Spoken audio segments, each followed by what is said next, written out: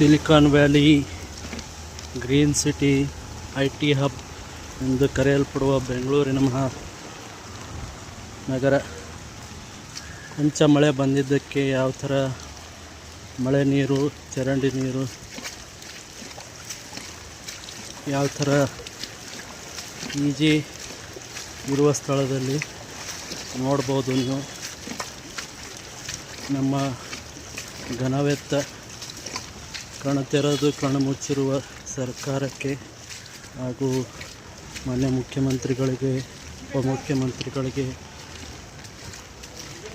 Electronic ಸಿಟಿಯ MLA ಮತ್ತು MP ಅವರಿಗೆ ಕೇಳಿಕೊಳ್ಳೋದೆಂದರೆ ದಯವಿಟ್ಟು ಕಣ್ಣು ತೆರೆದು ಮನಸ್ಸು ಬಿಚ್ಚಿ ಓಟ್ ಬರಲ್ಲ ಅಂಥೇಳಿ ಕೆಲಸ ಮಾಡ್ದೇ ಇರಬೇಡಿ. ದಯವಿಟ್ಟು ಇಲ್ಲಿ ನೂರಾರು ಪೂಜಿಗಳಿವೆ, ನೂರಾರು ಜನ ಬೇರೆ ಊರಿಂದ ಆಗಿರ್ತೇವೆ.